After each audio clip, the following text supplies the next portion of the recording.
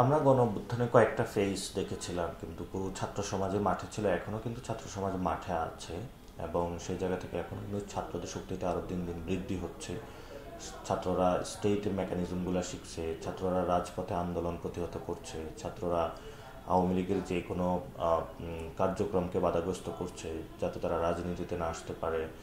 ছাত্ররা বিভিন্ন সোসাইটির কাছে যাচ্ছে, তাদের সাথে তাদের পারস্পরিক মিথস্ক্রিয়া হচ্ছে, ছাত্রদের মধ্যে রাজনৈতিক সচেতনতা আসতেছে, ছাত্রদের মধ্যে ইতিহাসের যে আমাদের যে মূলটা রয়েছে যার উপরে ভিত্তি করে বাংলাদেশের ভিত্তিমূল, সেগুলো নিয়ে তাদের মধ্যে পড়াশোনা সৃষ্টি হচ্ছে। এবং ছাত্ররা বিভিন্ন ক্যাম্পাসগুলোতে ইলেকশন প্রসেস নিয়ে তারা সক্রিয় হচ্ছে।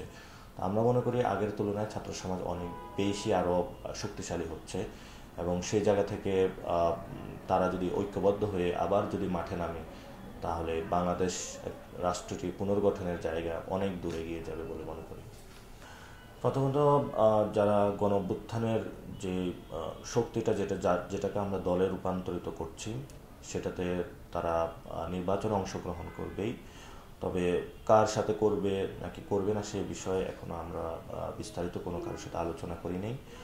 আমরা মনে করি যে এখানে প্র্যাকটিক্যাল জায়গা থেকে আমরা নির্বাচনে অংশগ্রহণ করব। প্র্যাকটিক্যাল জায়গাটা হলো কোনো যারা আসলে ইলেকশনে জিতে আসতে পারবে। গণ অভ্যুত্থানে সে কোন দল করছে এটা আমরা বিষয়টা দেখব না, কারণ আমরা যদি সংসদে 300 আসনে ভালো প্রার্থীগুলো পাঠাতে পারি এবং তারা সংসদে গঠনমূলক আলোচনা করে, তাহলে হয়তোবা বাংলাদেশের পুনর্গঠনে কাজ করতে পারবো। এই জন্য কোনো দলকে কোটারি আধারে 2-1টা আসন দিয়ে জোটে রাখার অন্তর্ভুক্তিকরণ বা তাদেরকে পকেটস্থ করে টাকার বিনিময়ে কিনে ফেলা, তাহলে হলে কিছু মানুষ সংসদে যাবে এবং ওই সংসদটা অকার্যকর একটা সংসদ হবে। সেজন্য হলো আমরা যারা এগুলো করছে, যে সংস্কৃতিতে আছে, আমরা তাদেরকে বেরিয়ে আসার আহ্বান জানাবো। এবং আমরা উদারমূলক জায়গাটা আছি এবং রাজনীতিটা করছি, সেই জায়গা থেকে যারাই বাংলাদেশের পক্ষে সে মানুষগুলো সংসদে যাক, যে দলেরই হোক, আমাদের সেখানে কোনো আপত্তি নেই। এবং আমরা আশা করি যে ছাত্রদের এখানে একটি উল্লেখযোগ্য অংশ সংসদে যাবে।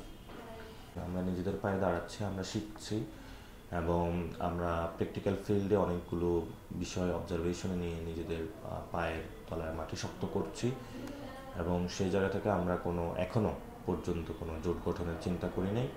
আমরা মনে করি যে আমাদের জোটটা হবে তরুণ প্রজন্মের সাথে, যে কোনো দলে হোক না কেন।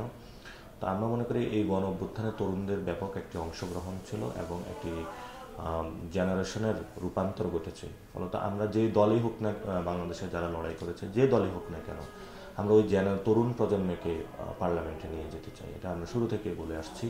তো এখানে আমাদের কোনো দল বা ব্যানার মুখ্য বিষয় নয়, এখানে আমাদের যারা তরুণরা আছে তাদেরকে পার্লামেন্টে নিয়ে যাওয়াটা মুখ্য বিষয়। তাহলে এক প্রকার বলা চলে যায় আগামী সংসদ নির্বাচনে যদি নাগরিক কমিটির একটা রাজনৈতিক দল থাকে, সে দল 300 আসনে প্রার্থী দিবে।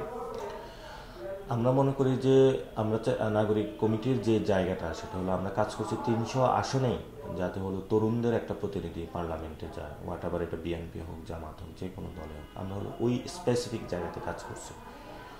এবং আমরা চাচ্ছি যে যারা সৎ, নিষ্ঠা এবং রাজনৈতিকভাবে সচেতন, বাংলাদেশপন্থী যে কোনো দলে থাকুক না কেন, সে ওই অংশটা যাতে পার্লামেন্টে যায়। এবং সেই জায়গা থেকে ছাত্ররা যেহেতু এই গণ অভ্যুত্থান করেছে, আমরা চেষ্টা করব যাতে ছাত্রদের একটি উল্লেখযোগ্য ভূমিকা সংসদে থাকুক, কারণ তাদের মধ্যে একটি স্পিরিট রয়েছে, গণ অভ্যুত্থানের একটি আকাঙ্ক্ষা রয়েছে এবং ভবিষ্যতে বাংলাদেশের লড়াই চালিয়ে যাওয়ার জন্য এই সকল তরুণ প্রজন্ম, ছাত্র সবাইকে নিয়ে একটি প্ল্যাটফর্ম করে, যেটার মধ্য দিয়ে আমরা সংসদে একটি শক্তিশালী বাংলাদেশপন্থী সংসদ বানানোর জন্য যে কাজটা, সেটাই কিন্তু নাগরিক কমিটি করছে।